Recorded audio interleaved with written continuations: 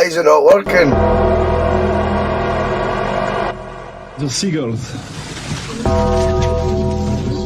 follow trawler. It's because they think sardines will be thrown into the sea. Thank you very much. Talking nonsense. So I thought, no, enough's enough. Why should I put up with that? Talking nonsense. So I thought, no, enough's enough. Why should I put up with that? Don't back down, double down. Don't back down, double down.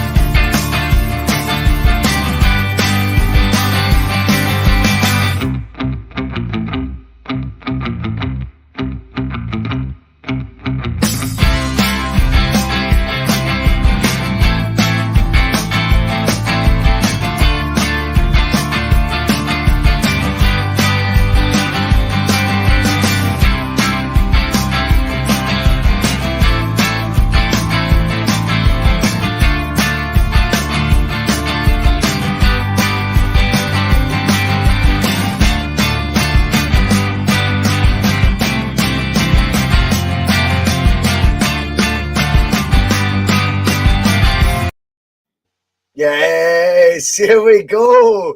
That's always second time lucky. It's not always my fault. Cantona's getting on a wee bit. You know, that was what the delay was there. You know, he's a veteran these days. He plays beach football. He doesn't play football. Welcome aboard the Bhoycie bus. It's good to have you all with us. It's time for the TNF. Now, I like to be in vogue when I wear designer denim jackets and all that. But tonight, I'm not in vogue. I'm in Logue. Because I've not got one, but I've got two Logues joining me today. Our resident TNF man, Mr. David Logue, the man from Har Barber, who still don't sponsor the bus yet, but get me to read out their name, I'm telling you, every time on the mic. That's a joke.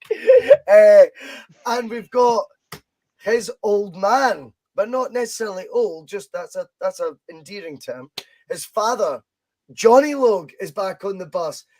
Fresh from his appearance last month on the Double Doon show. How you guys doing? I'm in double trouble here. How am I going to deal with you two once I start seeing you starting to bully me? How am I going to deal with this?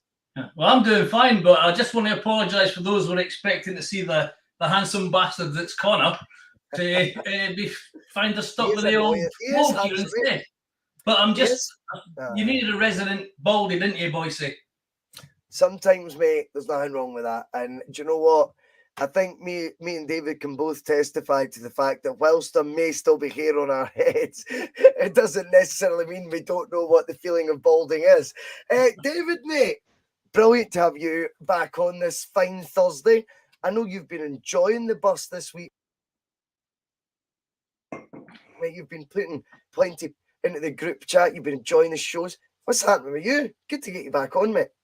I've been enjoying the shows exactly when I'm meant to be enjoying the shows for a change. Usually I'm having to catch up when I'm out walking the dog or I'm in the car, but I'm on holiday just now. I don't go back till Tuesday, so I've just been able to get really stuck in the group chat as well, just sending gifs left, right and centre, or gifs. I don't know what the kids call them these days, but I've just been using that. I've just been firing in all the messages. I've been enjoying myself. It's good to be back on. What a show to follow last night. That Mark Kearney, man, we're going to have to have a wee word with him and sit him down and say, you need to rein it in, mate. Like, you're showing us all up here.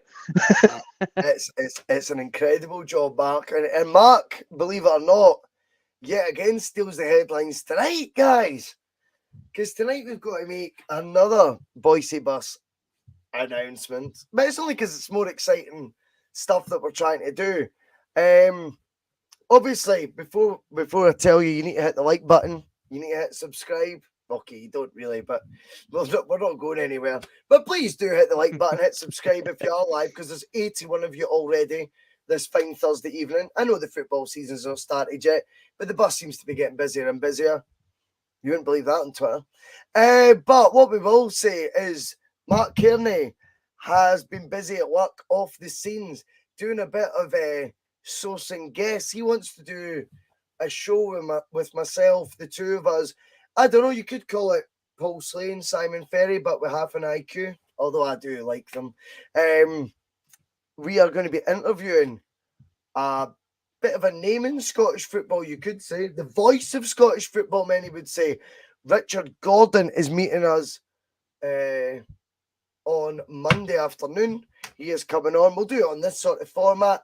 We'll probably be the first ever show we don't do live, just in case Judge Kearney, you know what I mean. He could say anything at some point. You know what I mean? We don't want to jeopardise anyone's career or anything, but Richard Gordon has kindly agreed to come on the show. He says he's really looking forward to it. I can't wait to interview him with Mark. I think we'll have a lot of fun with that. And it won't be generic bullshit. So tell us where it all began, Richard. Oh, you grew up in a two-bedroom flat. Oh, brilliant. Nobody needs to hear that, but it's going to be fun. We will be going for the juice, the real goss that's been happening in the 30, 40 years that he's been a media broadcaster.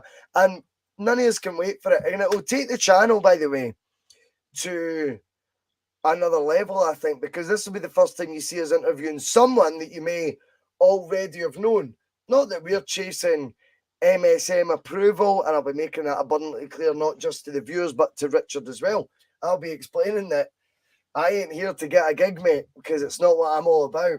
I don't need a comfy seat, whether it be MSM, fan media, the lot. We will be here doing what we do, but I want their input, I want their insight, because these are guys I've listened to for 20 years before fan media was a thing. I want to know what guys like this take is on fan media, and whether it upsets some of his colleagues, and whether they're now evolving into, sort of accommodating fan media by having them on their own radio shows, by watching football clubs now give fan media access. Well, certain aspects of fan media, of course. But do you know what I mean? I think it'll be good fun. And then obviously you'll get some of his input as to, the best. I want to hear what the best era he's seen of a Celtic team and things. We're a Celtic podcast, by the way, so he's fully aware that's what he's coming on to. By all accounts, I don't think he's ever been a Celtic fan or anything like that. But I'm really looking forward to doing that. And hopefully there'll be more to come. I know Mark is now hard at work to try and get us more. Right, guys, that's enough of that shite. Let's get down to it. I'm bored of talking about the board. The T.N.F is the night, David. Me and you give the keys to the viewers. It's time they step up. We need some talking points. We need some fresh talking points. And I've got no idea where to go with to begin. What's been tickling you recently, David? What is it you want to talk about tonight, big man? Have you got anything lined up? Should we go to Johnny? Because Johnny, his exact quote in the group chat was, "I've no effing idea, mate." I love honesty, though, because it is the best policy. I think I might have a bit of an idea, actually, to be honest with you, mate. Let's do it. I was going to send this in before it was brought on as a late substitute. I watched it back today, the title celebrations at Parkhead after we beat Motherwell. And Angie's closing statement was, "We'll be back bigger, better and stronger as a team." And I'm just wondering if we are. I think it's a brilliant point. Let's kick off with that. David, will Celtic line up on the 31st of July? Bear in mind, there's still 10 days to go till then. So, We can be optimistic in one hand. We can be slightly concerned now because we're in full pre-season swing now. Will we line up with a stronger 11 against Aberdeen, David, than what we finished the season with? Depends on how you want to define. Just checking I wasn't muted there. I can hear you, mate. just get the old Thursday bugs out of the way. It all really depends on how you define us being bigger and stronger. I want to say yes, we will be. I think when you take a wee step back and look at what we've done in the transfer market, we have improved the squad. We now have a settled Jota in the team, whereas before you could argue we didn't necessarily have as far as we were aware, a settled Jota. You know, there's all this speculation of, has he got an eye on another move, or does he really want to come to us permanently? Is he trying to get back into the Benfica fold? We now know that we have a Jota that's made it pretty clear that he's got both eyes set on one thing, and that's making Celtic a better team. And having him with that mindset already makes us a stronger team. Yeah, Same goes with Carter Vickers. He's now a guy. Now, I'm pretty sure we all felt that he definitely would like to come to Celtic. I think he made it pretty clear. It was a guy that was shipped out on loan for what, 7 seasons in a row. He's finally found a club where he's felt loved, he's felt secure, he's felt the number one. He's now got that mindset of, I'm the number one centre back at in this squad. We've got a stronger Carter Vickers in that sense. We've brought in this Argentinian left back who, right now, he looks a bit raw. He's going to look raw. It is only pre-season, and he hasn't learned how we play our fullbacks. You can see that it's abundantly clear. You could go back to the beginning of last season where that infamous screenshot that you posted of where our 2 fullbacks were, and questions were being asked, and now those fullbacks know exactly where they're meant to be and why they're meant to be there, and they're much more comfortable. So we've still got a bit of a learning curve that we're seeing Barnaby going on. But he certainly looks like a good prospect player. So I'm happy that we've now got a bit of competition for Greg Taylor. Will Greg Taylor be starting in the first on the 31st? I think so. Yeah, me too. Now, does that make us not progress and not stronger? Absolutely not, because now we have a left back who Ange's brought in, he's identified and brought in, and has now made Greg Taylor know, listen, mate, this position isn't as secure as it maybe was last season. So I think, yes, I think we have certainly improved. Obviously, we've got the new centre back, and we've got Aaron Moy, who has been a touchy subject this week, as we saw on Twitter, which I'd like to dive into a little bit later on in the show, if you don't mind, about Celtic fans and just fans in general, the way we conduct ourselves online, David, and how. We will come to that, by the way. We are going to come to that, because I'm glad that you've said it and not me, because I don't, I'm getting bullshit, a message on, I think it was after Monday night, from a guy who constantly trolls the YouTube channel. He sends big, huge essays, and I just delete them as soon as he sent them. So I bless his socks. If one thing, he's persistent. But what we've seen over the Celtic Twitter sphere in the last few days has been eye-opening, and nothing to do with us, by the way. But when you look at the start of the week, when it was to do with an opinion that wasn't actually personal to Aaron Moy, it was more the optics of it, and you look how toxic that got, then you see how the week's gone on and how, I don't know how these guys conduct themselves. We're going to talk about that, and I'm glad you've brought that up. Let's focus on Aaron Moy just now. Let's focus on Aaron Moy just now, if you don't mind. Because what I want to say about Aaron Moy quickly before the old fella passes on his information. Kenny McCardle, though, for becoming a YouTube member. Oh, sorry, I didn't see that yet. Legend, mate. Thank you, Kerry. Legend, Kerry. David, take it away, mate. I love this. So my initial view. Now, I've never went fully public on Twitter about what my initial views were on Aaron Moy, because I thought I would save it for Thursday night. Like everybody's on the edge of their seat waiting to find out what David on Thursday night has to say about Aaron Moy. But I'm going to talk about him anyway. So when I seen Aaron Moy name pop up again Obviously, he popped up last season. He's popped up this season, and he's obviously here now. When his name popped up on the Celtic rumour list, my initial reaction was meh, and that could be seen as a negative take on a player coming in. But to be honest, it wasn't a negative take at all. What it was I just was like, oh, I mean, if Ange wants some, cool. Am I overly excited about it? No. Will he improve our squad? Probably. But is it the player that I was wanting to see coming in? Not really. But he's here now, and I'm fully behind the manager's decision to bring him in. He's brought him in for many reasons, as all us fans have discussed. As he's a good dead ball specialist. He's got a good eye for a pass. He's worked with Ange before. He knows his standards. He knows his work rate. Yada yada yada. That's great. Does he walk straight into a starting 11? Well, we don't know, and to be honest, I don't think so. And that's maybe why I'm just a bit like, I'm not. It's when you get that meal that comes, you get the steak, and then you get the sauce with it, and you're like, I mean, I'll take the sauce. Am I really fussed for it? Nah, because I just want to taste the steak. You've not tried my peppercorn sauce, mate. my ex-flatmate said I should have had that, like, what is it they call it, franchised? Patent. He was like, that needs to sell, mate. Honestly, it's the Get it bold. bollocks, mate. But hopefully Aaron Moy turns out to be the Bhoycie's peppercorn sauce. I tell you what, it'd be the most bitter peppercorn sauce I've ever tasted in my life, because people have decided, David, that Bhoycie doesn't like Aaron Moy. Bhoycie thinks Aaron Moy's shite. Not true. Never said anything like that in my life. Johnny, my point of view, and I stand by it, is always the optics should be on the board. The optics should be a free transfer of a 31-year-old from China, having not played all that much in the last couple of years, whose UK highlights, if you like, which is really the only time we'd heard of him before, was a successful spell at Huddersfield and Brighton, I think it was.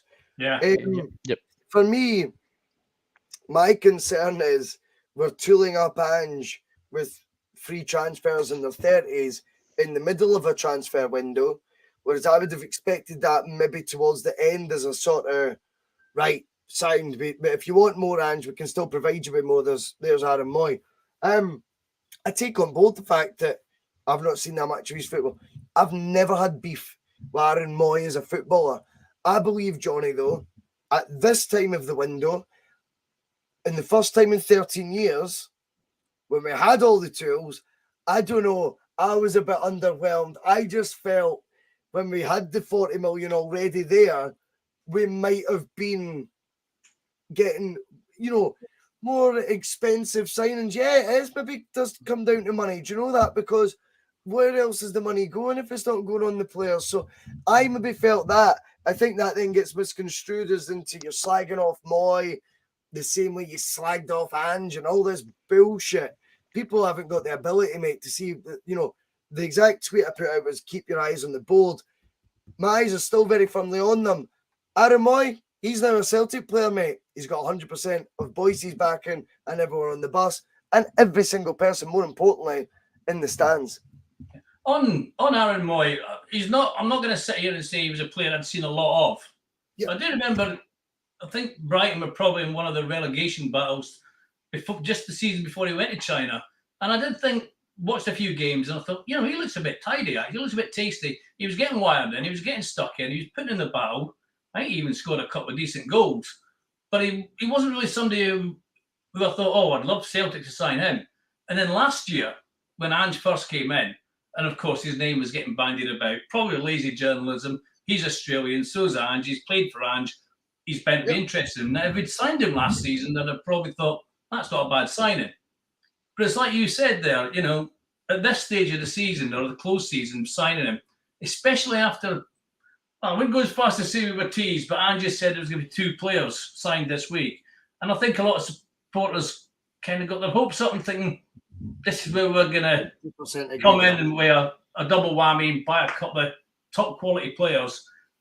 And then when the free transfer one came out, regardless of who it was, if it had been Aaron Moy or anybody else, a free transfer, we went, you what? And then another player who I'd never heard of, who apparently we were interested in last year, I can't remember his name coming up last year, but then again, there was that many that you're not going to remember them all. And I have made the sort of mistake of watching a 2-minute video clip of this centre half or centre back, whatever position you want to call him, and he does look like he can put in a decent tackle and he looks not too bad. But we'll have to wait and see what he's like when we see him for 90 minutes rather than 2. Yeah. But like you said, they're there now, and hopefully we're going to get another couple of players in. If not before the season starts, then before the transfer window closes. And if we get another couple, then fair dues. You're spot on, mate. This is what it's all about. No one has got any beef with Ange Postecoglou signing whoever he wants. We all trust his judgment. This has never been up for debate. It's never been up for debate. My point is, when we have reserves that we've not had the fortune of knowing we would have at this stage of a summer window, for whatever reason, call me childish, call me maybe a fantasist, I would have liked to have seen someone come in that wasn't going to add depth to the squad, but was going to come into the first team as you knew, I knew, and everyone knew he's a first team starter. No one right now, whilst they will tell you, don't judge him overly quickly. I'm not. And that's what I was meaning. But and the that's same what I people, actually Johnny, meant. very quickly. The No, same that's people, what- though, Johnny. sorry. The same people, though, Johnny. 100%. I've not read one comment yet that says he improves our first team instantly. For me personally, I felt the squad depth in midfield is already there. I think he adds good padding to it. He's maybe an improvement on the likes of McCarthy, although McCarthy's EPL record's far superior. People don't hear that, of course, but that's the truth. I think he's an improvement on that level. Is he an improvement on what we've already got, who we would consider first team regulars? He's not, and I maybe just wanted that. Maybe too early. There's 43 days of the window to go. There's 10 days to go till Pittodrie and the Bullfrog. We will wait and see. Johnny, and that's what I meant when I said about have we strengthened, because last year when we signed Kyogo, although we'd never heard of the guy, we knew he was bought to go in the first team. When we signed Hatate and Maeda, we knew they were going straight into the first team. We didn't know that with O'Reilly. We thought he was being brought in for padding, just getting settled in. We had no idea he was going to make that impact that he did. So, and that's what I meant, was we haven't signed anybody yet who you're going to say he's going to take his place. You won't see too much of him playing anymore because he's going to be playing instead. And we haven't done that so far. The only one I would say for definite, well, no, not for definite. The one player that we've signed that I like the Secret signing.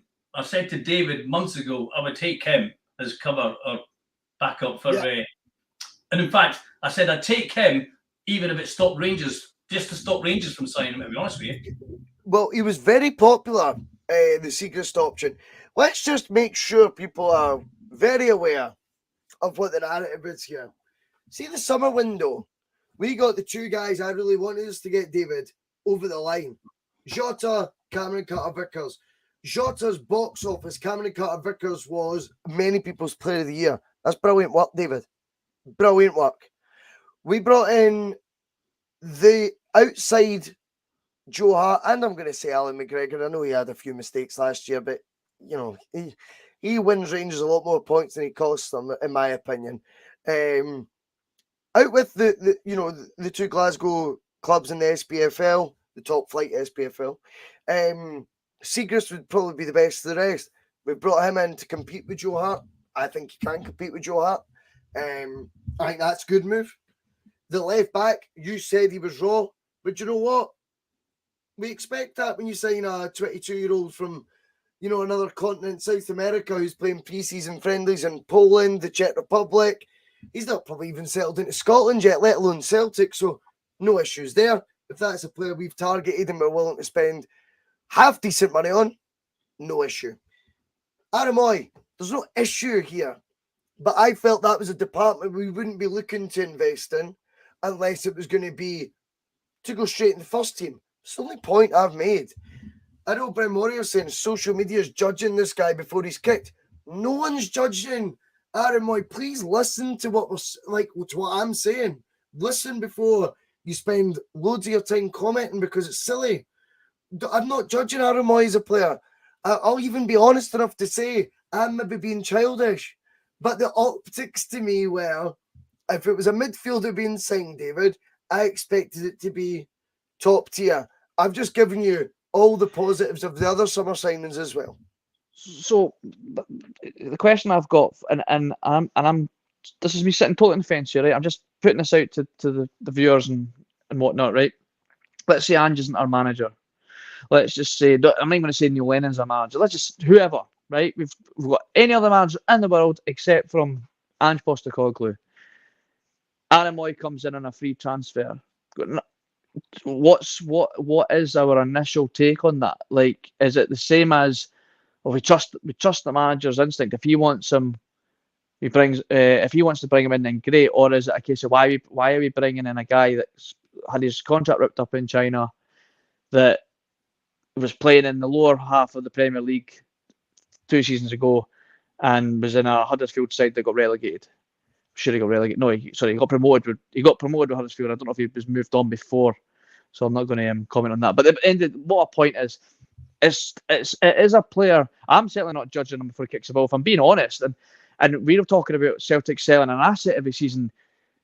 Maybe he does walk straight in our first team. Maybe he will replace a midfielder that's been linked with West Ham all summer. David Turnbull leaves for 15, 20 million or whatever, in that bracket. Does Aaron Moy then walk straight into our team? Because my thing with Aaron Moy is it's made pretty clear by the people that are supporting the move or are quite positive about the move, let's say. He's not been brought in as a defensive midfielder. You're wanting Sousa, and he's not the guy that's replacing. He's not the second choice to Sousa or whoever. He's another attacking-minded midfielder. We don't need one of them. I personally don't think we needed another one. If he comes in and he hits the ground running and he lives up to the hype that Ange obviously has put on him, then brilliant, amazing, that's fantastic. But I've got the League of Warsaw game on in the background on repeat just now, and I've just seen a long ball come straight over our whole midfield and left Carter Vickers exposed, and he's been ragdolled by that Polish defender. And you could argue that he had no cover from a big, strong defensive midfielder player that's been there to support him. And I don't believe for a second that Aaron Moy has been brought in to be that guy. So I'm really hoping that Ange is going to bring in another guy. Maybe there's another one to come in, or maybe, like you said on the post-match pitch, maybe James McCarthy's being told, if you want a role in this starting 11, that's your role. But right now, seeing that, I still see a massive hole that needs plugged. David, I just want to make sure. Can you hear me all right on the microphone? Yeah. Testing. 1 2 1 2. AJ, SC Tech. Can you hear me okay, mate? I definitely said 15 minutes ago, we've still though got 10 days till the season kicks off and 43 days left of the transfer window. I said that, guys, didn't I? Yeah. But I'm getting reminded of it. I'm to calm down. I don't get this. I accept it. I don't believe I said this is not. Of course, we've got marquee signings. I mean, that's a ridiculous statement. Like, we've got our marquee signings are obviously our Jota and Carter Vickers. They're marquee signings. So we've certainly not. There's certainly been marquee signings. I'm trying to be balanced in what I'm saying, but I'm also giving you my opinion as just a normal fan, right? And it's great. See people who trust the process and people who want to say it's good for the squad. I hope you're right. I was only expecting, I thought the squad depth sort of thing was kind of what we covered last year. I thought today, and I blame Terry Robb for this, in fact. You know what? He's lucky he's not on, because he started all this when he said the only 2 signings he expected were 10 out of 10 first team players. He'll be straight in there, guaranteed start. I think that's built my hopes up. And then we see Aaron Moy, and I've went, I'm done. I'm going to sum this up. I'm going to sum this up for you, Bhoycie, because obviously you're taking a lot of heat because obviously, like, people are not maybe listening to what you're trying to say. I'll sum up the Aaron Moy situation for me personally, right? I seen his name. I felt a bit meh. I'm not really fussed about him. If he comes in because Ange obviously wants him, then great. Trust Ange. He's got more than credit in the bank to sign a player. It's not the player I'd like to see or I'm not really bothered about, but if he comes in, great. He's got the attributes to be a good player. 31 is not an old player. You're absolutely right. A free transfer is not an issue. Absolutely right. We've seen 5 million spunked on Ayeti and 5 million spunked on Barkas. So transfer value means nothing in the Celtic sphere as of late. But all I'm saying is cool. I really hope he does well. I really support he does well, and I'm sure he will. It's just did not excite me as a signing when we've been linked with the sexy Brazilians and the Argentinians, and I know maybe that's the whole fantasist in me as well. Moy will be a good player for Celtic. I'm sure he will. He just did not excite me as a transfer rumour and now a signing. But he's here now, and I'm buzzing for him. And now that the dust is settled on Aaron Moy, I'm sure he'll be absolutely brilliant for Celtic because he's got all the things that needed ticked in Ange's criteria to sign a player, or else he would not have signed him. So bring on Aaron Moy, hat-trick on day one. Let's go. Make him captain. See, I have made a deal with Jonathan that all of whatever limited budget he puts aside for my Christmas, and I don't expect him to put much away for me, although he is a very generous lad. But I've told him, just put all your budget on one thing this Christmas. If I'm sitting here telling you Aaron Moy was the best signing of the transfer window, he buys me that Celtic jersey with Moy on the back, and I will wear it back to front on this bus week in, week out. We are not here to judge him as a player or as a person because he's not donned the hoop shit. The optics, the spend, that is where I'm going with it, right? That's always been the point. And when my favourite football club, your favourite football club, generate revenue for the first time without it depending on a tricky away fixture in Kazakhstan, Poland, Croatia, whatever it may be, all that gauntlet's gone. The money's there. We know our spend, what we can afford this year. We know our budget so far in advance. My point was, I was a wee bit underwhelmed. Mid-July, it was a free transfer for China from a 31-year-old. From what, as Johnny was alluding to, seemed an unimaginative transfer link in the first place. Now, we will move on because Scott Cameron was in the chat. Scott Cameron will be there at the Bullfrog, 31st July. Get your ticket. Oh, wait, it's free because we're putting it all on. I bought new microphones for everyone, mate. We've got a fog machine. We've got walk-on music. We've got live music playing, by the way. La Fontaine's personnel coming on to support Jamie as well. Oh, it's going to be good. We've got all that to look forward to. But Scott Cameron will walk on with some music, and I can't wait because that'll be my best. That'll be the moment of the night. He'll sign more autographs in the end than anyone, and he'll probably sign them with a rollie. Right. But Scott made a brilliant point at the start because the TNF, as we say, Johnny, it's for us all to chat about, and it's for everyone's talking points to come in, and we either bat them off and try and defend them, David, or we just nod in agreement and say, you're right, we're wrong. How do you feel about this one, Johnny? And this spices things up again. Matt O'Reilly is being linked with none other than Leicester City. Talk to me, Johnny, your thoughts on that link. I want your take on Celtic's point of view, the team that are making the approaches point of view, and then, of course, your perception on how important Matt O'Reilly is to this Celtic side going forward. He's not going anywhere. Mm-hmm. You can understand why any team down in England in the Premiership would want him because he's a quality player. As I said earlier on there, when we signed him in January, none of us expected him to be anything like he's turned out to be. We didn't expect to play half the amount of games he has done. And he just strolled straight into it. And he's made himself as indispensable as most people could do.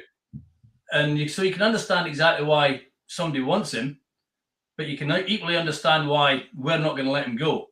At least I would hope that he's not going to be the asset the board decide we can sell. We talked earlier on, David, you said how Turnbull's being linked with West Ham. To be fair, I haven't actually seen too much of that. I mean, obviously, for them that don't know, I actually live in Lincoln, and I haven't seen a lot of that in English press down here or whatever. I've heard about it from people on here and whatnot. I haven't heard anything down here or on any of the radio stations I've listened to about Turnbull. Let's keep on O'Reilly for now, though. You're worse than your son, by the way. You know how to go off on a tangent, eh? O'Reilly, David, we'll stick to that for now.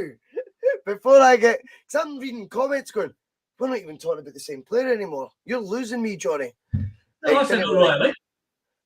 Oh, yeah, but still what I'm saying is that we're talking about these rumours. I've never heard the rumour about Turnbull. So we've come up all of a sudden this rumour about O'Reilly. I don't believe he's going anywhere. But what I'm saying is I can understand why other teams want him. Sorry, but surely to God, there's just no way, even if the board wanted to, there's no way Angie's going to let that guy go. Right, David, I think Johnny's very optimistic about it. And see, to be honest, there's no reason for Celtic to have to sell Matt O'Reilly or, anyone, in fact, to be honest with you, from the first team. One discussion, though, that rings true that Regan Stevenson had on the Bhoycie bus on his Sunday blether was, if you look at the last decade, Celtic's history dictates that we sell an asset every summer. Are any of us advocating Matt O'Reilly to leave? Jeez, absolutely not. He's far too good looking to sell for a start. His looks must put up his transfer fee, David. But certainly puts up the calendar sales, that's for sure. His ability has really surprised a lot of us. And here's the caveat. This is the last time I say Aaron Moy's name, by the way, till our boss kicked. But realistically, the optics didn't look that good when we're getting turned down by a Middlesbrough-bound Australian that Ange obviously knew very well, and we couldn't convince him to come. And you taught me through that one day, clever clogs, right? But we ended up with a League One player from MK Dons. And you think, wow, £1.5 million. Doesn't look great. Now, I'm reading the comments. We'll be looking upwards of 20 million people would want for Matt O'Reilly, such as the length of the deal, such as quite clearly the ability this guy's got. How have we ended up with such a wonderful player at Celtic? And the Brendan Rodgers thing, I think he does have a closer eye on Celtic players than maybe some of the ignorant EPL scouts out there, David. We need to be very conscious of when it's a Brendan Rodgers link, I think, more than what you would West Ham's, for example, because there is an ignorance, whether we like it or not. A lot of the scouts are now dominated by foreign scouts, scouts from other top leagues who, the SPFL, it's a what? It's not a league they know. Brendan Rodgers knows it all too well. He schooled it for a couple of years. But he knows quality can come down here and do well as well. I get more of a fear when I see his name linked to it.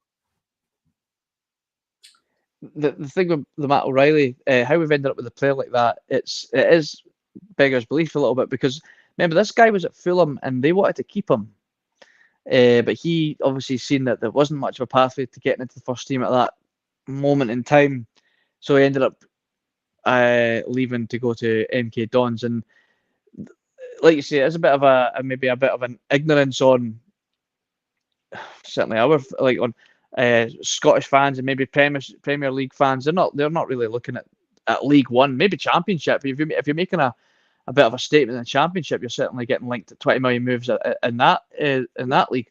So it's quite easy to be maybe flying under the radar unless you're a real advocate for lower league English football.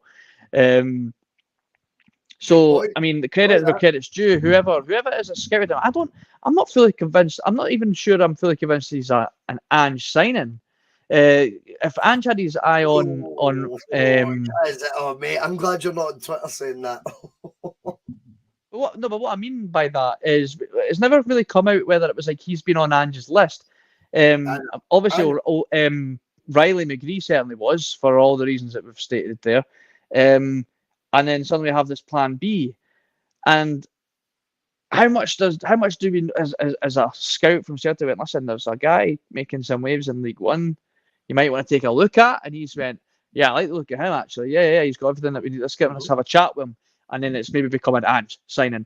But was he on Ange's radar right off the bat? I mean, we don't know. Like, we can speculate that all we like. And if that's a touchy subject, then apologies. But I've never been fully convinced if he was, but he's certainly become an Ange signing. He's become a brilliant Celtic player, and the only reason that we would be selling him now is if we want to wrestle that trophy back off of Rangers of having the biggest flip in Scottish football transfer history.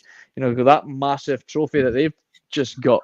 Well, you put that beside the coefficient cup, mate, and you are actually got one hell of a honestly one hell of a trophy room.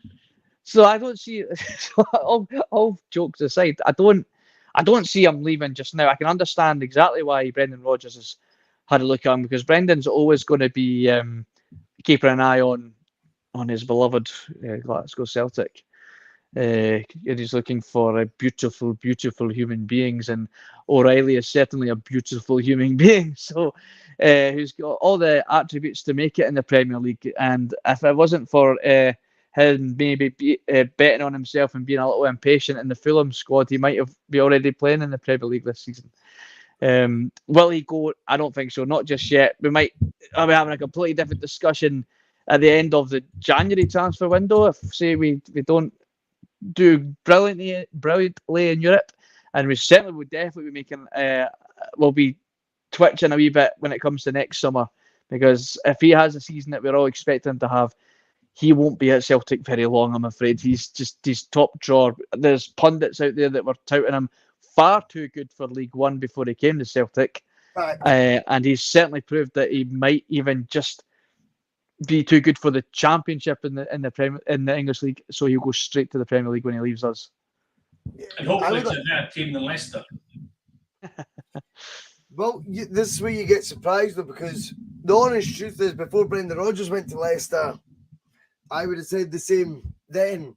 Now, no, I don't know. Like the moral compass of a footballer these days is very much strictly dictated by salary and pay packets, I think. But yeah, I find it hard to imagine Celtic being in a position where they could conjure a fee from a Leicester City, Johnny, that would also make us celebrate it like a Calvin Bassey trophy. In fact, I think that's a treble now we're at, David, because the Calvin Bassey trophy's been bandied about now as well, isn't it? Because Calvin Bassey went to Ajax. I know it's that you've got the flip it fee, the Calvin Bassey fee, and you've obviously got the coefficient cup. I think they won the Scottish Cup apparently once the season had finished as well, fair dues, once the big trophy came home. But what I think is important, though, when it comes to these rumours, these links, we also have to be a wee bit on guard. And the reason for that is, who comes up with them, Johnny? So the link could either be as lazy as Aaron Moybe linked with Celtic. I said his name again. But because of they're both Australian, that's what we were told last year. It was a lazy link. He's now here. Brendan Rodgers linked with ex-Celtic player who's doing pretty well right now. Could just be a lazy link. Do you believe Celtic will sell a player this window for a substantial fee? Or will they do the same that they've only kind of done once out the last sort of 8 or 9 years and not sell a key asset? That's a tough question, that. I'm here all right, by the way. That's what the TNF's all about. We're here to answer the tough question. If you look at some of the ones that have been mentioned, like say Juranovic, Turnbull. I mean, Juranovic at the end of last season, it was on the pitch almost begging Jota to stay and sign, and then he's being linked with the move away. 15, 20 million. We've got him on a 4-year deal still.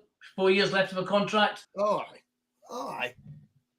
If nothing else, it puts us in a strong selling position. I don't think we don't need to sell, because when you look at it, we've got this 40 million quid either already arrived or coming.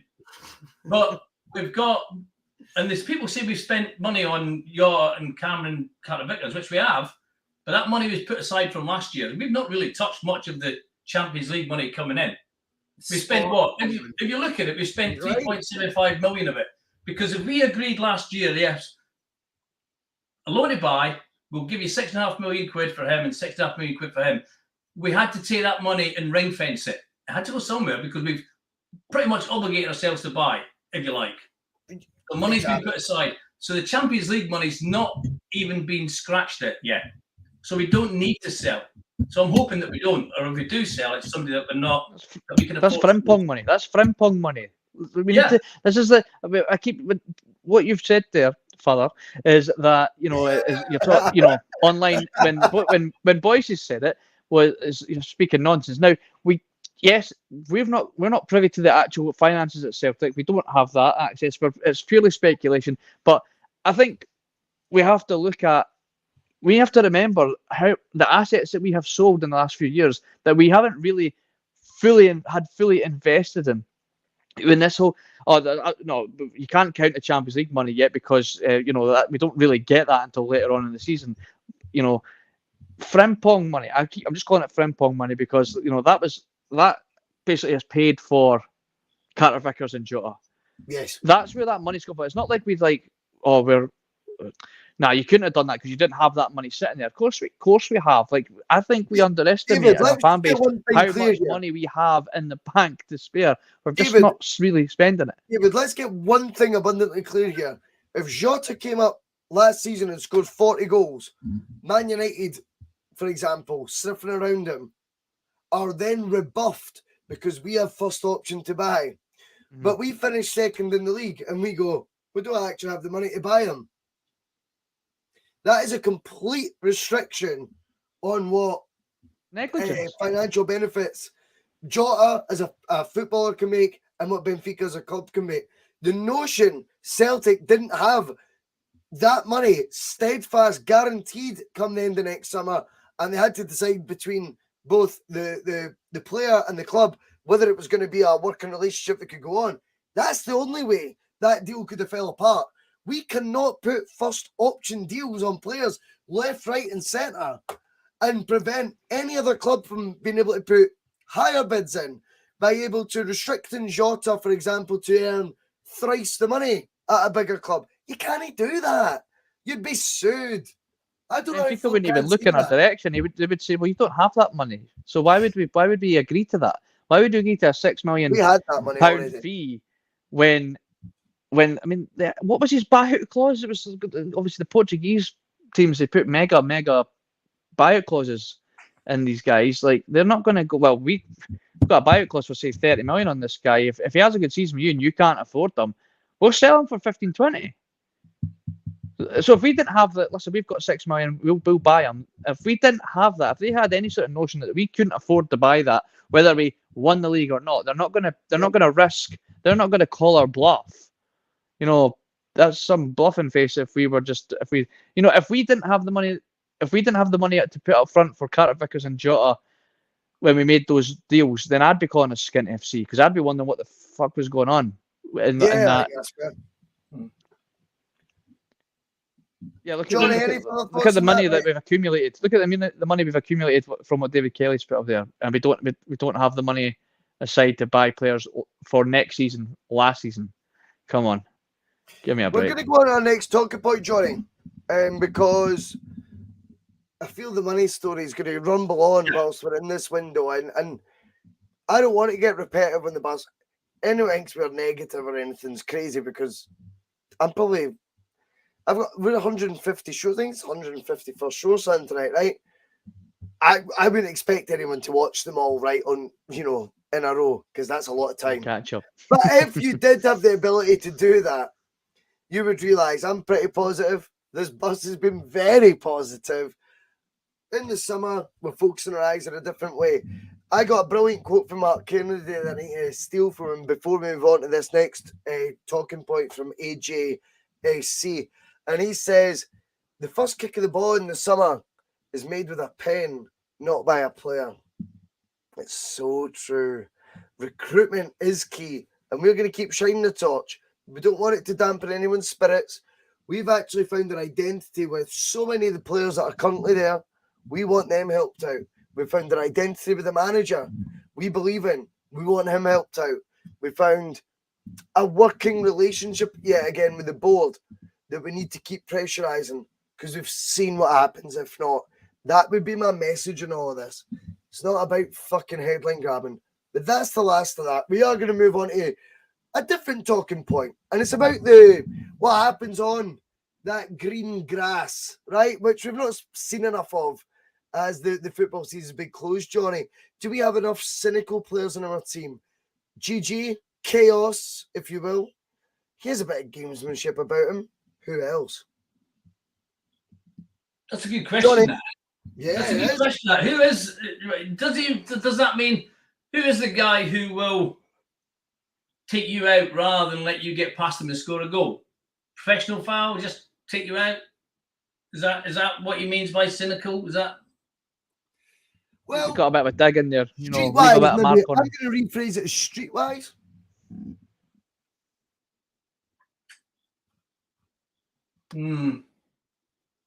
It's a good question, isn't it? It is. Because we've become that infatuated, obsessed almost with the fancy play, you know, the one pass, two, you know, one touch, couple of touches, you know, free flowing football, as you would say that, David, the other night when I was speaking to you, you know, when it's silky. But do we have somebody who's got that dig about them and, you know, can put the foot in if you like? I don't know, to be honest with you. It's a hard question. I think that says it all, to be honest. The fact that we haven't been able to name anybody apart from GG, it's quite a difficult one. James McCarthy. Sorry? Does that not mean we need one? I think the question was saying, like, should we get another one? Or is there anyone else you can think of? I think not me personally, because it's all my second time on the bus with you, but I think I've heard it mentioned a few times, and we're not saying that man in particular, but a Wanyama type, somebody who's got the skill, got the bones about him and the strength. I mean, I used to love Victor Wanyama when he played for us, but you know, we need somebody like that. But that's not jumping out at us. So I think the commenters there have pointed out a player that's just passed me by, and that Anthony Ralston. I think he might be that other player. He's certainly got a dig in him, and certainly got a bite in him. But when you say streetwise, Bhoycie, that brings, and this man's never going to be able to be replaced, and that is Scott Brown. Like, he got away with absolute murder at times, but it was always done very cleverly, very cutely. You know, he could even like wink at the camera almost if he wanted to. And, you know, he did certain things that he was just very good at hiding what he was doing, and not necessarily bad or nasty, but he either winding up players to the point where they'd lose the head and they get themselves sent off, to just wee niggles here and there before they take a free kick, and just lots of little things like that. Do we have someone like that? No. That one, I don't think so. We've certainly got players that could certainly learn to do that, but maybe that all comes down to your coaches, and I don't know if that's part of Ange's game. And that's the maybe why we haven't seen so much of that yet. James McCarthy certainly left his mark on that boy the other night. I think he just got fed up of some of the tackles that were going in. Well, we wonder if that was James McCarthy. We discussed this in a wondering sort of moment, Johnny, that maybe that was James McCarthy trying a different sort of sleight of hand in front of the manager, a sort of different play to try and get the attention that he clearly deserves, or feels he deserves, I should say, from the manager to try and get a more of a first team place. And he almost did seem, for a pre-season friend, like slightly over aggressive, shall we say? Well, I didn't see much of that game, like the last few games. I've not seen. I've maybe been able to catch a quick 20 minutes here while because I've been at work and we've been well. People forget people have jobs, mate. Trust me. People don't tend to appreciate you watching football matches when you're driving buses. Like, you know, it kind of fucks up and shits up the passengers a little bit, like, you know. But that is a lot for me to take in right now. So I can't really make any comment about any of the pre-season friendlies overly much, and I didn't see the what you're talking about with James with McCarthy, so I can't really make any comment on that. That's but if he wants to try and put himself about a bit and be that man, if that's the way he sees I might be the man to do that, then fair play to him, like, you know. Well, right now we are in an era where media is heavily influenced by, fan media and our pals at Hail 67 or 67 Hail. But like, I was in a debate about the prospective signing with John McGinley about Aaron Moy. And at the time, I actually found it a wee bit condescending on Twitter. Seeing how I look back, I take that kind of thought process back, considering how bad it was the following day from like just pricks. Right? I kind of go, do you know what? Fair play. He was actually speaking to me probably with more respect than I was giving kudos to at the time. That happens. But they've released an article today, which I don't know if it's ITK. The vibe I get reading it, it does seem ITK. Maybe they can confirm it's not ITK and it's pure speculation. They don't confirm that either way. But the way the article was sort of pitched, David, that I read today, and it was a decent read. I didn't like it though.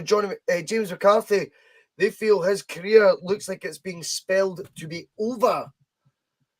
Jinky's had a fair crack of the whip with 6 starts and 16 sub-appearances last season. Bear in mind, and I touched on this earlier, his EPL record is one to be, I would say, pretty proud of the number of appearances he's made, the managers he's played for, etc., and the transfer fees he's cost.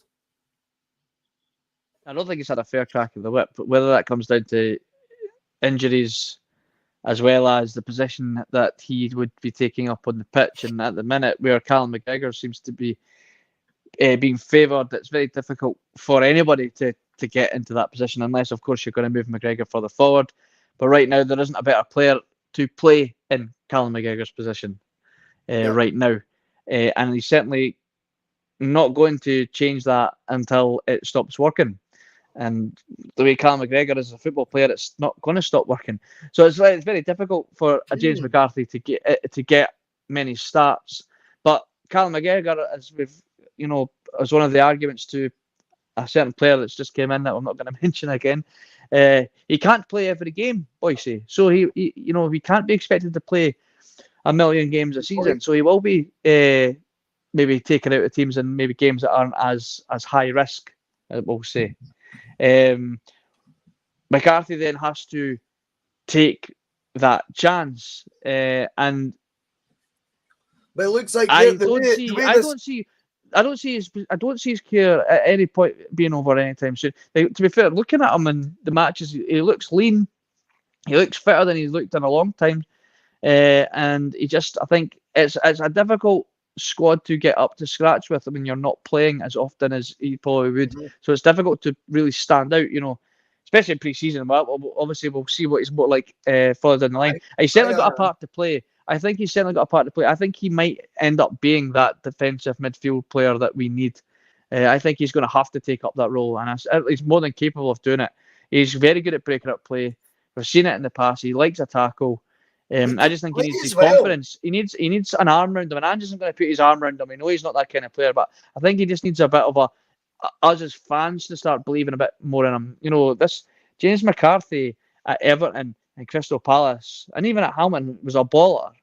He was a baller. He's actually got a much better CV than Aaron Moy that we all want to put so much faith into. So I think we as fans maybe need to just. I'm not saying fans aren't, by the way, but I think and I'm certainly one of them. Don't get me wrong. I could easily forget about James McCarthy last season. I mean, I wasn't really that overly fussed if I seen him come on or start. I wasn't overly excited. Yes, here we go, James McCarthy. But I think, including myself as fans, we need to maybe start projecting more faith onto the James McCarthy bus. So give him that lift that he probably needs. And if he gets that lift and that bit of confidence or faith from the fan base, 60,000 fans at Celtic Park, cheering one of our own, by the way, as a Celtic supporter, I think we could. That certainly will show that he's not over yet. His career's not anywhere near over yet. He needs a run of games, doesn't he? He needs to be able to get a run of games and stay in the team. And it's not easy to get in the team, but he needs to try and stay in there. But as far as his career being over, it's not easy to finish somebody's career who's got a 3 years left. Well, the article, the way it's read, the way you read it, it's hard to perceive it unless it's just mere opinion, which it may well be. Mere opinion, but the way it's written, judging by, I don't know, the perception I've got would be they're pre-warning you that he's going to be done. He'll be the next to go. See, for me personally, someone has to go because we were arguing about it's crazy. This is crazy. We were arguing 2 weeks ago about the benefits, David, of bringing Jordan Larsson into the club on a free transfer, who's 25 years old, with 7 caps for Sweden, 26 goals in Russia. We were arguing about that. And that would only make him third choice, which seemed to be this. You can't have a third choice. Who comes out to go in? I think we've now got 7, maybe 8 midfield options in there for 3. I think one will need to go. Would it be James McCarthy? I think the 3-year deal, not the 4-year deal, but the 3 years left on it, Johnny, make James McCarthy a very, very tricky one to shift. How many clubs do you think, based on 6 starts and 16 sub-appearances last year, Johnny, would be queuing up to pay off his contract or pay any sort of fee? I don't see that. How many would be willing to match what I'm going to guess is a semi-decent basic wage he's on at Celtic, since he'll be in a Dermot Desmond project, not a Ange Postecoglou one? He's not on buttons, is he? I wouldn't have thought so. So we're in a very tricky situation because how can you advocate James McCarthy leaving? The only way I see it is if we pay off his deal. Johnny, that's going to cost Celtic a hell of a lot more. I don't see any benefit of that. I actually think he's a wee bit of know-how around the training ground at the very least. A wee bit Celtic-minded. I didn't say, you know what, Celtic-minded, right? That might be beneficial for the players, even if he's not always doing it on the pitch during the 90 minutes. Yeah, but did you not say last season, before we knew he was going anyway, that you didn't fancy keeping beating about just because he's a good influence in the dressing room? I agree with that, but right now there's too many options, Johnny. The end of that is, for me, if three strikers is too many for one position, then these same people must be telling us 7, 8 options in midfield that we're now up to. I think is too many. If we've got too many at the minute, then it's poor recruitment, isn't it? So, as you said, if it's already too many, again, we don't want to go back to the why have we just signed a certain player on a free? If we've got too many already. In that same sort of area of the park. Yep. So this is what it comes down to. Is James McCarthy at any point going to have a future at Celtic, David Logue? And if he doesn't, and if he is a Dermot signing, as Brown Murray rightfully points out, I agree, by the way. I think he's a Dermot signing that Ange kind of signed off. I know I'm being very flippant the way I'm saying this, but I believe he was a player that was put towards Ange with a name, going, I've got the deal done. Just tick the box. And Ange went, we need bodies, mate, because you've left me in the shit. We'll take him. The problem is, with 3 years remaining, I'm going to guess he's on upwards of 15 grand a week, potentially even 20. That's £1 million a year. What club now? Because his stock's fallen further since he's been at Celtic. Let's face it, right? His best chance now of his next move on similar money would be a championship club. No way do you get a fee now for James McCarthy if that is to be the case. As I say, this isn't me scrutinising the article that was posted. I respect the place it comes from by 6-7 Hill. I respect them. So when I read it, I take it at face value. It looks like he's off ski. It's now about how Celtic managed to navigate this deal, because whilst we worry all the time about spending and bank balance and keeping up with the Joneses, etc., and poor TV revenue, we simply cannot afford, David, to be paying up £2 million, £3 million left on the likes of a James McCarthy contract right now, can we? Well, if we can't move if we can't move an Albion Yeti and rip up his contract, we're certainly not going to do that with James McCarthy, because I'm pretty sure Yeti's got a lesser contract, and we need him, rid of him maybe more than we need to get rid of, James McCarthy, because I think like you're saying, who's going to take a James McCarthy that's got a 3-year, on probably the wages that we've got him on, when he's not playing many games, who we don't really know what his fitness levels are really like just now. It's a big risk for teams, even in the Championship, that have more money than most, certainly in our league, to take a risk on. I think you're right that he was probably not an Ange Postecoglou signing, but he's not really been overly upset about it, because, like you said, when he came into the club, we certainly didn't have enough players in the squad. As for the, I want to make a comment on the, of course, only 3. We can't possibly get a third striker. If competition, there's no point banging on Storm too hard, but if competition's healthy for midfield, then why can't competition be healthy for the strikers? We right now are playing in a formation where we only have one, believe it or not, out and out striker. I know you might find that Celtic do not have an out and out striker, according to some media journalists, but believe it or not, Giakoumakis is certainly an out and out striker. If he gets injured and Kyogo gets injured or is completely off form or whatever, as much as I really enjoy watching Maeda play, and he certainly did a good job at taking his chance, well, one of the many chances he got, I don't believe he is our option up front, so I would certainly like to see another striker. I still would like to see another striker come in. Going back to James McCarthy, though, I don't see him moving on. I know I can understand. I can fully understand the articles thinking that his career's over, because right now it is very difficult to see a future for James McCarthy. I can't see a future anywhere else either. So I can fully respect what they're saying. So in a nutshell, he's not going to play very often, but he's not going anywhere either. But Johnny, let's then flip it again. Let's flip it again. As far as I'm concerned, one of the midfielders will go before the end of the window. Who is it? You're in charge.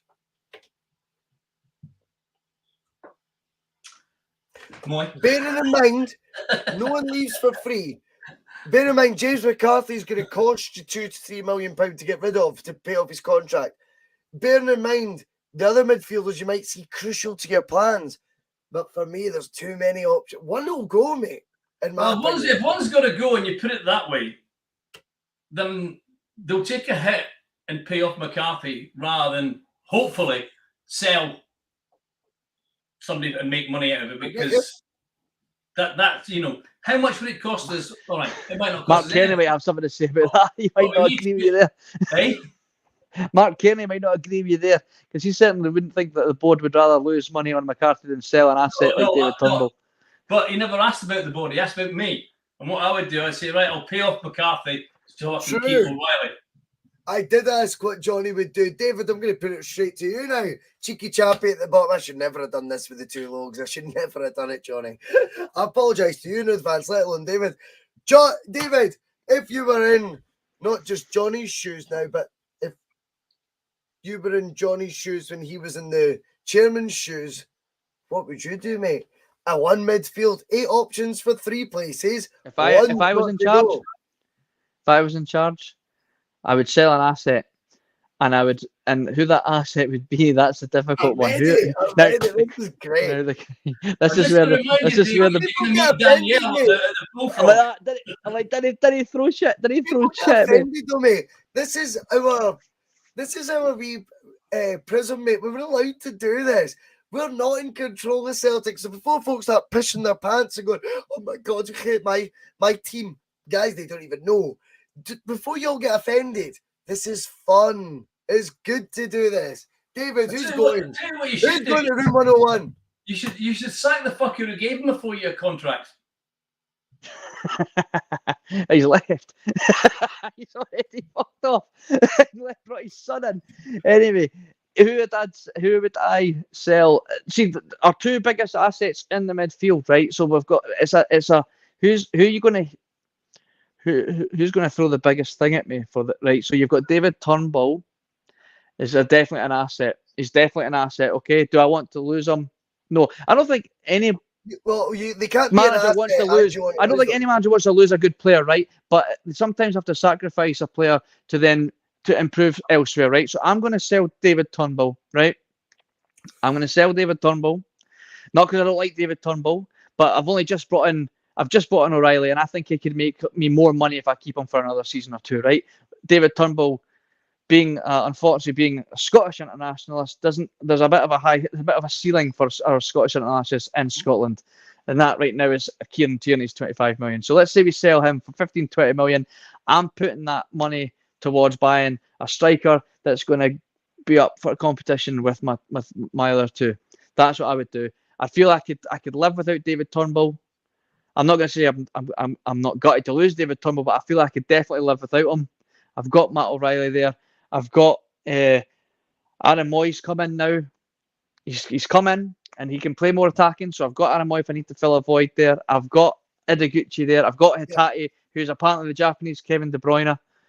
I can accept losing David Turnbull if I'm getting to spend all of it to improve another position that needs more competition. And please do not hurt me, fans. No. I know that David Turnbull. You've already upset AJSC Tech because we've been pretty good in the conversation tonight. Because I'm always open for the debate, as are you, David. You're raging. Well, I hate this sensationalism. There's no pylon here. There's no pylon here. Mad pylon over Turnbull. I mean, where has there been a mad pylon? I'm not saying AJSC Tech. There's certainly no pylon on David Turnbull. Johnny, we're having fun here. We're saying, if you're the chairman, who would you let go? And this is now a pylon. Summer. People don't know. This summer. Not next summer where his transfer will have peaked. I'm talking about this transfer window. And if I have to sell an asset, I think I can make more money out of Matt O'Reilly next year than I can David Turnbull. That's why I'm selling him. Not because I don't like him. There's certainly no pylon here. He's a fantastic player. It's not a pylon either way. I'll tell you about a pylon. Call yourself Abby or Tony on Twitter. That's a pylon. Johnny, we'll never get to the bottom of this debate, mate. But the one thing we can, rest assured, we are always going to have these conversations on the Bhoycie bus that maybe just make you think a wee bit outside the box. Sometimes they could be absolutely hypothetical. Sometimes they can be pretty realistic. Sometimes they can be non-generic, non-boring, and you know what? Quite opinionated. That's what we're here for. Thanks to every single person in the comments tonight. It's been as well over an hour again. The TNF will be back next Thursday, funnily enough. Hopefully Conor McCann, the handsome young bastard, will be back replacing. Sorry, just before, I know you're on a roll there, but just before you cut us off and leave us with Chris Sutton, I just want to put across what I wanted to say earlier about what happened on Twitter the other day. This is not an attack on anyone, and it's certainly not a defence on anyone either. I just want us to just all remember that we are all Celtic fans. Every single one of us, apart from maybe Brett Barron and Bob McBob, I know they're of the other side, but we are all just giving opinions. And the opinions are only because we love the club that we support, and we might not necessarily be right on our opinions. And I'm sure, and I'm going with everybody from both sides of people's opinions. We're not always going to be right. We might be passionate, and then it just takes maybe someone coming from another perspective to say, well, actually, if you look at it this way, you should be able to have that kind of conversation and just say, I fully respect what your opinion is, but to give out an opinion and your only defense of your opinion is to attack someone's appearance or whatever they do as a profession or as a hobby like this, that's not a debate. You know, it's meant to be fun. It's meant to be like we're all meant to project that anger and frustration towards something else, because doing it to your fellow Celtic fans doesn't get us as a fan base anywhere. We should be having a laugh and a joke and yeah, you were fucking wrong, Bhoycie, weren't you, about Ange or Moy, whatever, not making fun of someone's appearance. Just try and be. I think we just need to be a bit more respectful. Hiding behind a fake account apparently to throw abuse at your fellow fans, it's just madness. And just chill. Everyone just needs to chillax a wee bit. I'm not trying to make this deep and get on my pedestal. Like I'm always up for a bit of laugh. I'm always up for a laugh on Twitter, and I've only started commenting more now that more people are starting to follow me and engage with me. So I'm trying to engage more, but I'm always trying to be respectful of everyone. And I can have conversations with Celtic fans, Rangers fans, Man United fans, everything. Just chill out. Let's just have a laugh. We don't need to be piling on each other, that's for sure. And I'm talking about everyone, absolutely everybody. That's all I wanted to say on about it. Just chill out, guys. Just relax. Johnny, chill. Massive respect to you to come on. David, huge respect for that. That was class. All I'm going to end the show on is Superstore, 4 p.m. Some of his comments about me deliberately trying to cause controversy. Well, I work He's got no clue. He's got no clue what that. Sitting there next to you who's an embarrassment to the media profession. He's an apologist. He's a charlatan.